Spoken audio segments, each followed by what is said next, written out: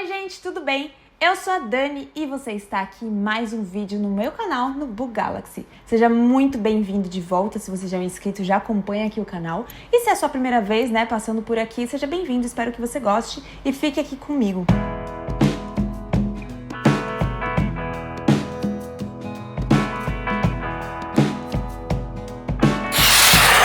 Se você já era inscrito no canal, deve ter notado que algumas coisas mudaram por aqui, começando com a identidade visual.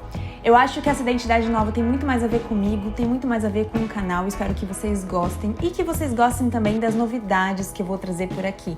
Agora a gente está passando por um período mundial, né, bem complicado em relação ao Covid.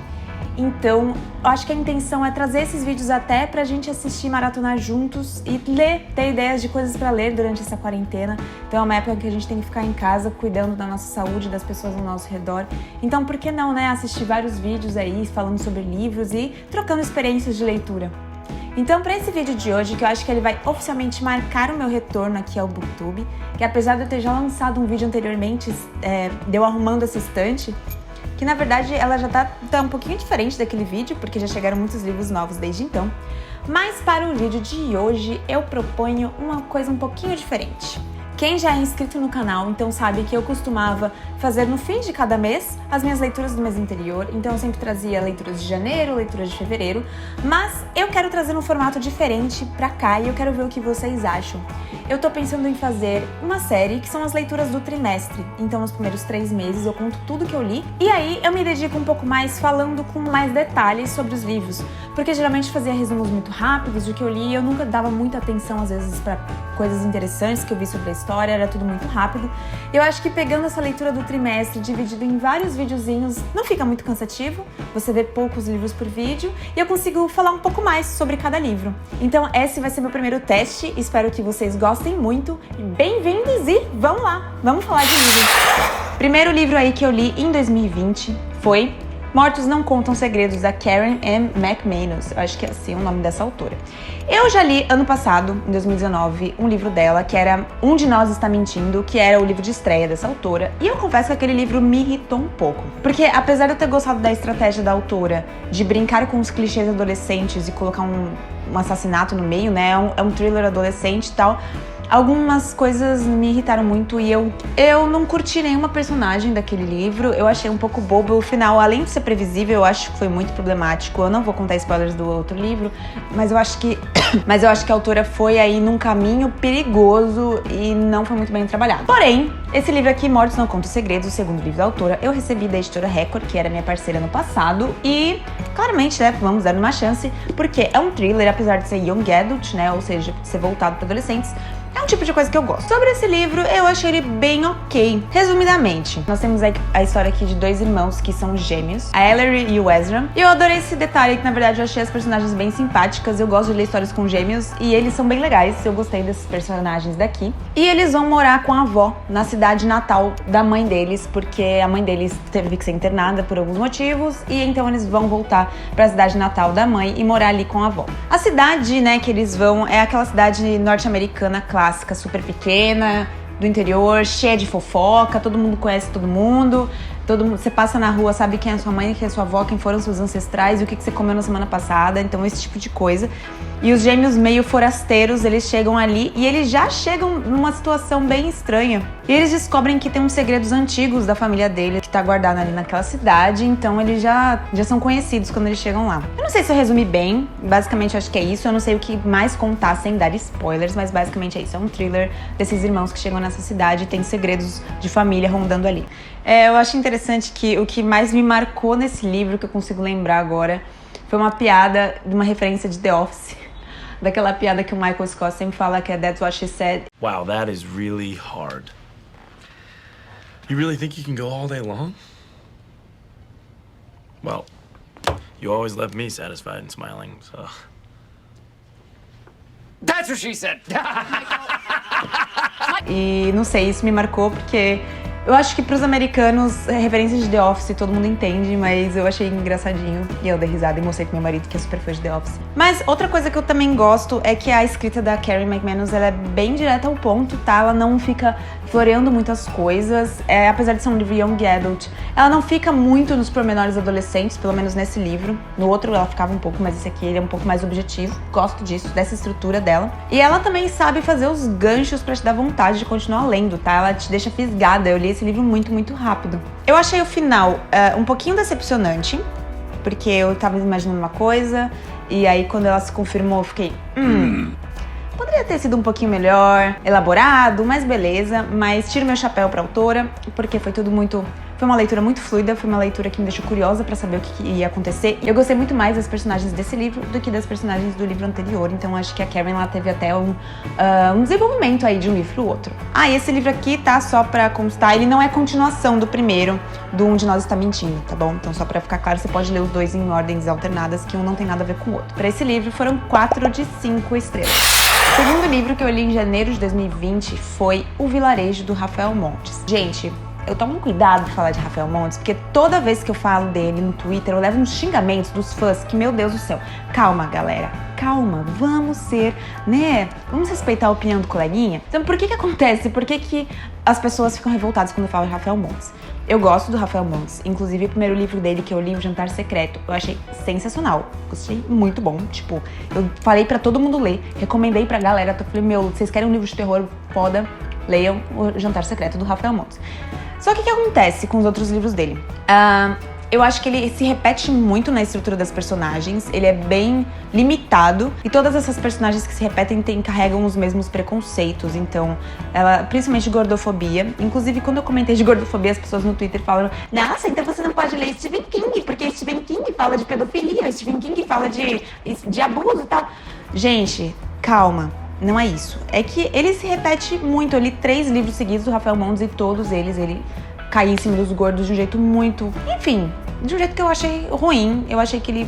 O que aconteceu é que eu li 3 livros seguidos do Rafael Montes e nesses 3 livros, esses vícios, né, esse jeito de falar de gordo muito pejorativo, se repetiu. Eu não gostei. Não acho que isso invalida a qualidade narrativa do Rafael Montes. O meu problema com ele não é só isso. Em O Vilarejo, tive alguns outros problemas. Nesse livro aqui, a gente tem 7 contos. Eu achei isso muito legal, tá? São 7 contos que eles são ambientados todos em um mesmo vilarejo, isolado, tipo, num lugar muito, muito frio. E esses 7 contos, cada um representa um demônio que representa um pecado capital. Então você fica, olha esse plot, eu achei super interessante e muito legal que na estrutura dos contos, então, apesar deles não serem diretamente ligados, você consegue ver uma personagem transitando em um conto aqui, uma personagem aparecendo ali, o ambiente é o mesmo e não necessariamente acontece numa ordem cronológica, mas você consegue encaixar na sua cabeça. Eu achei que o Rafael Montes fez isso muito, muito bem, eu gostei pra caramba disso. Então, nesses 7 contos, em cada um deles, o Rafael Montes ele vai falando sobre a degradação desse vilarejo, porque aconteceu uma nevasca, as pessoas estão morrendo de fome, de frio. Então ele fala sobre os extremos que o ser humano chega, né? E assim, todos eles guiados por um dos demônios dos pecados capitais. Então você imagina o que o demônio da gula faz, o que o demônio da avareza faz. Eu achei isso, tipo, uma ideia bem bacana. Porém, como qualquer livro de contos, eu acho que a gente tem contos muito bons, acho que a gente tem contos bons e acho que a gente tem contos ruins. Então, acho que tudo bem, o Rafael Montes ele conseguiu manter essa linha bacana sobre, né, dos demônios e tal, mas eu acho que em algumas coisas ele perdeu um pouco a mão. E como eu comentei já em outro vídeo, eu não gosto muito de como o Rafael Montes ele usa o gore. Porque uma coisa é terror, e aquele terror assim... sutil, que eu acho que é um pouco a linha do Stephen King e do Joe Hill. Você até tem umas cenas meio tétricas, mas ele vai te preparando pra isso psicologicamente. Então você vai ficando cada vez mais tenso, e quando ele mostra o gore, a coisa é realmente intensa. Agora eu acho que o Rafael Montes ele é uma coisa tipo, toma aí umas tripas, toma umas cabeças decepadas, toma aí um sangue espirrando na parede, o tempo inteiro. Isso me incomoda um pouco, e eu acho que... foi muito gratuito. Eu acho que nesses contos do vilarejo tem uma outra cena gratuita, assim, em relação ao gore. E eu acho que acaba perdendo um pouco o sentido. Então eu acho que alguns contos ficaram um pouco sem sentido por causa disso. Mas fora isso, assim, muito, muito bom. Gostei dessa estrutura toda. E eu classifiquei aí ele com 3,5 de 5 estrelas. Terceira leitura do ano foi Impostores, do Scott Westerfeld. Ele é autor de uma série de distopia, que eu também li faz um tempo, acho que eu li em 2014, que é a série Feios. E eu curti bastante quando eu li. Essa série, ela surgiu na época que a gente teve aquele boom das distopias, então surgiu Divergente, Jogos Vorazes, O Teste, Legend, todas essas distopias young adult. E em Feios, o autor, ele constrói um universo futurístico em que todas as pessoas, elas estão sob a ditadura da beleza e usam a tecnologia para alcançar a beleza. Isso é muito interessante. Então, quando os adolescentes chegam na idade de 16 anos, eles podem passar por uma cirurgia que vai deixá-los bonitos, perfeitos. E isso separa um pouco a sociedade entre as pessoas bonitas e as pessoas feias, num nível, assim, hierárquico muito forte. E eu achei interessante ele brincar com isso. E também eu gosto muito do Scott Westerfeld, porque ele imagina esse futuro com a tecnologia muito do nosso dia a dia, que eu chamo, né, tecnologia ubíqua, ou seja, então você tem os seus relógios que tem holograma, você tem pranchas voadoras, mochilas a jato, os dispositivos que ficam no seu ouvido o tempo inteiro, você consegue tatuagens, isso é muito interessante, tem umas tatuagens que são dinâmicas também. Ele imagina a tecnologia realmente acoplada no nosso corpo e eu acho isso muito legal, acho que ele é um dos autores que mais trata isso da tecnologia. E eu recomendo que vocês leiam a série de Feios, e principalmente porque para ler Impostores precisa ter lido a série de Feios. Você até pode ler uma apartada da outra, só que você vai tomar muitos spoilers, porque esse livro aqui se passa muito depois que acaba o último livro de Feios. Então, em Impostores, a gente tem aqui uma protagonista, que é a Frey, e ela tem uma irmã gêmea, a Raf. Só que elas não vivem como irmãs gêmeas comuns. Ó, segundo livro de gêmeo que eu li em janeiro, nem me liguei. Mas enfim, por que a Raf e a Frey, elas não são gêmeas comuns? Elas são filhas de um governador muito proeminente, né, nesse futuro aí tecnológico. E a Frey, ela cresceu escondida das pessoas, então pouquíssimas pessoas sabiam que existiam crianças gêmeas. E a Raf, que é a filha, né, oficial desse cara, desse governante, ela ia em todos os jantares, ela era uma queridinha, né, do povo. Enquanto isso, a Frey, ela era treinada para proteger a irmã como se ela fosse uma dublê.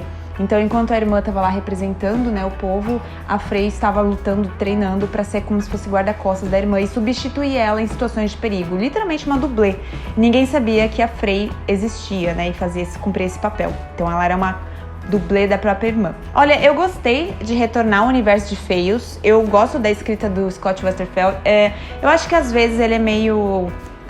aquele jeito que me irrita um pouco, ser pausado demais, mas eu entendo que é um gancho que ele faz para você querer continuar lendo, é uma estrutura narrativa que te força a querer continuar lendo, saber o que vai acontecer. E ele é muito direto ao ponto também, ele não é muito descritivo, então apesar dele falar das coisas de tecnologia, ele não é, tipo, enrolado, isso é bem legal. Só que eu acho que esse jeito dele ser muito rápido e muito objetivo, às vezes é ruim, porque apesar de ser um livro, sei lá, de 350 páginas, acontece muita coisa. Então, no momento, a Frey, que é a nossa personagem principal, tá lá vivendo a vida dela, sendo instruída a morrer pela própria irmã, e do nada ela tá, tipo, liderando uma rebelião, assim. As coisas acontecem muito rápido, e a gente tem um romance no meio, e isso me incomodou um pouco, porque esse romance, tipo, a Frey, ela foi criada pra matar, beleza, ela é, tipo, uma adolescente e tal, mas ela tem uma mente aí, né, com foco em outras coisas. Aí chega um menino, ela fica totalmente abalada por causa de um beijo, ou por causa de uma coisa que ele falou pra ela. Essas picuinhas adolescentes às vezes me irritam um pouco. Ah, e um pequeno adendo, tá? Eu tentei, mas eu não conseguia, não tinha jeito pra mim. Eu imaginava essas gêmeas igualzinha a Belinda, daquela novela da SBT, Cúmplices de um Resgate. Quantas vezes eu vou ter que te dizer pra bater antes de entrar no meu quarto, babá? Desculpa, querido. E tranca! Enfim, pra esse livro aqui, eu gostei muito, foi bom retornar ao universo de Feios, e minha nota é 4 de 5 estrelas. Então, gente, essas foram algumas leituras que eu fiz aí no começo do ano, especificamente no mês de janeiro. Espero que vocês tenham gostado desse formato. Eu tô explorando muito mais os livros, falando muito mais sobre a minha opinião e sobre a sinopse de cada livro. É uma coisa que eu não costumava fazer nesses meus apanhados, né, dos livros do mês. Espero que agora a gente consiga conversar e falar um pouco mais sobre cada livro. Não deixe de comentar aqui embaixo o que vocês acharam desse formato. E também o que vocês acharam da nova identidade visual. Quero muito saber a opinião de vocês. Tô muito feliz que você tenha assistido até aqui. E não se esqueçam, tá bom, gente? Os velhinhos, nossos papais, mamães, tias e pessoas ao nosso redor. Se nós pudermos ficar em casa, vamos ficar lavando bem a mãozinha sempre. Não esquece de lavar a mão, tomar aquele banho purificador de álcool em gel. Mas o importante é a gente cuidar da nossa saúde e ajudar, né, a cuidar da saúde das pessoas ao nosso redor. Vamos superar essa fase difícil junto, lendo muito livro e ficando bem. Beleza? Obrigada por ter assistido até aqui. Te espero no próximo vídeo, nas próximas partes desse vídeo. Tchau!